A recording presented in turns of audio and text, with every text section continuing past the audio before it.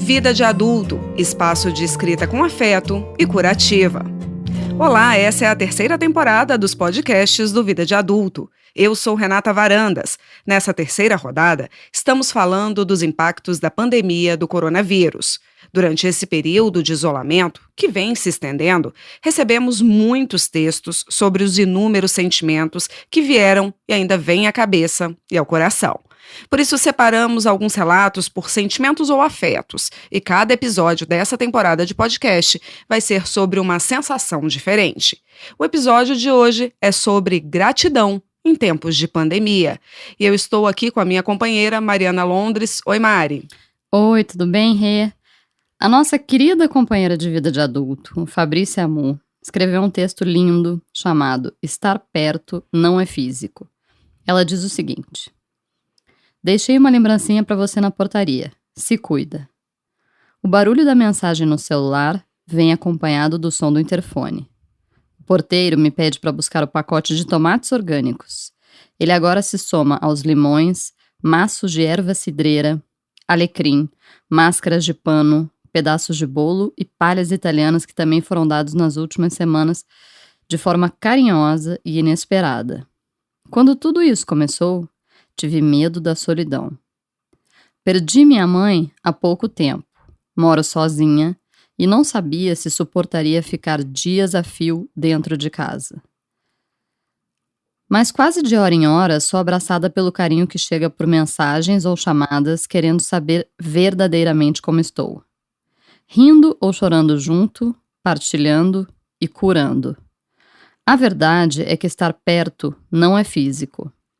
A sensação de acolhimento vem do afeto, e gostar não é estar ao lado, é se importar. É doer com o sofrimento do outro, se ensurdecer com seu silêncio, se incomodar com a sua ausência. É aceitá-lo com amorosidade e sem julgamentos. É mostrar que não temos de ser produtivos, transcender em espiritualidade, ficar sarados ou aprender coisas novas na quarentena. Está tudo bem ficar vulnerável e precisar de colo. Lindo esse texto da Fabrícia, né? Mari, você também passou por um período sozinha? Você ficou com medo da solidão, ou pior, de não ser lembrada? Eu fiquei com medo da solidão, sim. Eu fiquei sozinha durante um período. Eu nunca morei sozinha. Eu saí da casa da minha mãe, já casei e logo tive filho. Então, a minha casa sempre estava muito cheia. E, de repente, justamente no início da pandemia, eu fiquei sozinha. E aquilo é muito estranho pra mim. Eu acho que quem tá acostumado a morar sozinho consegue lidar melhor. Como eu não tinha tido essa experiência, eu fiquei com medo no começo. Eu achava que eu ia morrer sozinha e iam me encontrar no apartamento 3 dias depois. Exatamente. E você, Rê, como é que foi essa situação pra você? Não, eu não fiquei com medo da solidão porque nesse período de pandemia, meu namorado foi morar lá em casa, então a casa ficou, na verdade, mais movimentada. Eu que morava sozinha, acabou tendo uma movimentação em casa. Então, esse medo eu não fiquei. E eu também continuei trabalhando normalmente. Então, a minha vida, na verdade, a rotina da minha vida acabou mudando pouco. Não foi uma grande mudança. A principal mudança foi de medo porque estava me expondo, medo de pegar, medo de ficar mal e tudo. Essa foi a principal mudança, mas em relação à solidão, não. Outra companheira queridíssima nossa, a Carla Carolina, escreveu um texto chamado O Lado Cheio do Copo.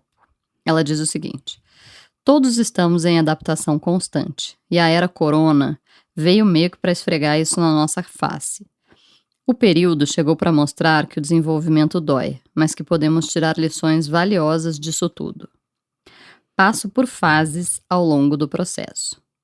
Há dias em que acordo bem disposta, grata e com vontade de sorrir para as paredes.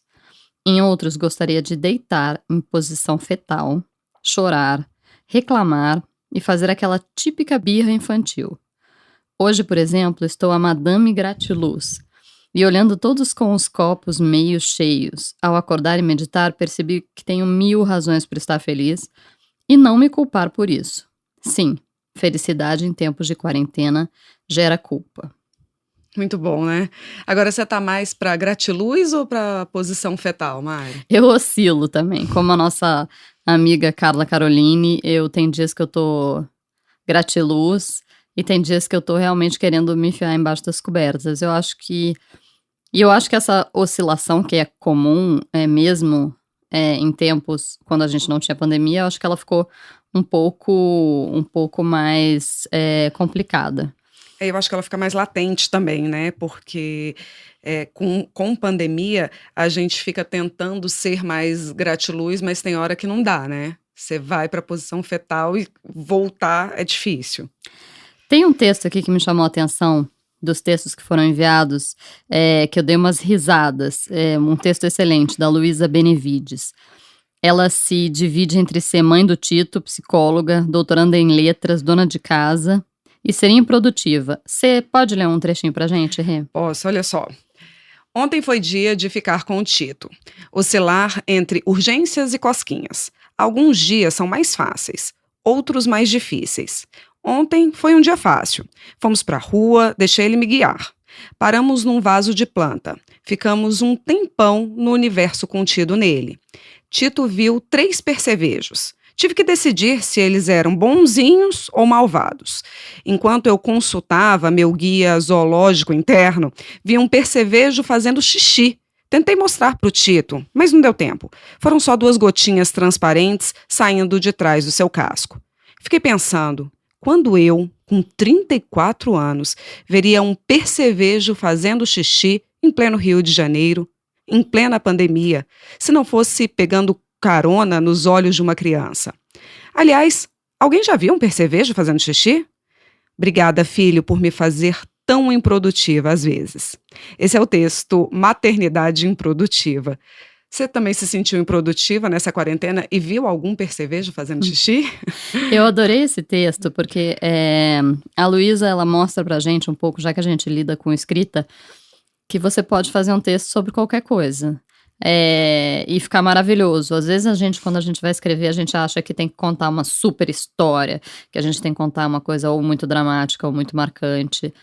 E a Luísa contou um momento maravilhoso que passou com ela, em que ela conseguiu meio que parar o tempo e aproveitar aquele passeio que ela estava tendo com o filho, ser improdutiva, mas ao mesmo tempo ter um momento maravilhoso com o filho dela, que com certeza ela vai lembrar pra sempre, que não tinha nada. Eles não estavam na Disney, eles não estavam... Enfim, foi um passeio ali pela vizinhança. E você sabe o que eu fiquei pensando? Tem momento mais presente do que você parar e ver um percevejo fazendo xixi? Não Exatamente. Tem. Você não consegue ver isso. Exatamente. Então, acho que ela conseguiu trazer essa questão da gente aproveitar o momento também nas coisas simples. Sobre improdutividade, eu agora até lembrei daquele texto que você fala sobre arrumar armário, que as pessoas estavam, no início da quarentena, teve muita gente que ficou ociosa, porque algumas pessoas têm trabalhos que não podem ser feitos de home office e elas se viram com pouco trabalho, tiveram que parar mesmo de trabalhar. A gente não teve isso, né? A gente continuou trabalhando normalmente, mas teve gente que não conseguiu trabalhar, e essas pessoas, e nem fazer atividades fora, e essas pessoas começaram a fazer pão, a fazer comida, a ver um monte de filme, a ler um monte de livro, e aí quem não podia fazer isso era o meu, e quem trabalhava, normalmente quem trabalhou muito, porque até por esse esquema de home office, o trabalho fica mais concentrado, as demandas são muitas, então ficou um pouco dividido, eu achei, assim, dos que não estavam fazendo, dos que tinham pouca coisa pra fazer e dos que tinham muita coisa pra fazer. Não tinha um meio termo, né? Ou você tava muito ocioso, ou você tava muito sobrecarregado. Exatamente. E quem tava muito ocioso resolveu arrumar armário. Exatamente. Não, fazer de tudo.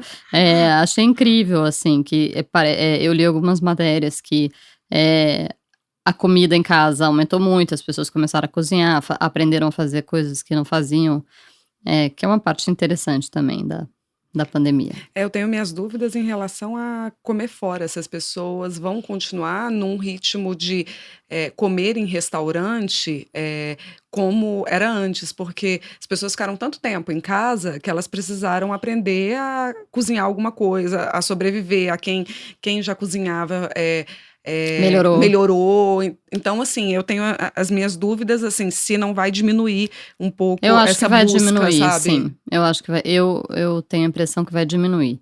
Não vai acabar, mas as pessoas que comiam, sei lá, todo dia fora, eu acho que vão comer um pouco menos. Até porque, assim, as pessoas tiveram que encontrar soluções. Porque quem comia, por exemplo, em quilo, no trabalho, teve que fazer uma comidinha em casa. E você não consegue viver de iFood o tempo inteiro. Você tem que ter um esquema caseiro. Uhum. Então, eu acho que um pouco vai mudar. O que não é ruim, né? Porque eu acho que a gente também estava desconectado, assim, das nossas casas. Quando você fica muito tempo fora, você acaba se desconectando como se aquilo não fosse parte. E é parte, né, da rotina. Com certeza. Gente, é com toda a gratidão do mundo que terminamos mais um podcast. Obrigada pela sua companhia, até a próxima. E nessa temporada estamos abordando os temas, na verdade os afetos, dos textos enviados durante a pandemia e que estarão no nosso primeiro e-book, Afetos em Quarentena, Escrita Curativa em Tempos de Pandemia. O Vida de Adulto é um espaço organizado por Tassiana Collet, Fabrícia Amu e Juliana Ribeiro. Eu, Renata Varandas e a Mari Londres escrevemos e produzimos o podcast, que é gravado e editado em Brasília, no Duran Studio. Os textos que ouvimos são protegidos pela Lei de Direitos Autorais. Agradecemos ainda a consultoria dos especialistas do escritório Vipiche Advogados.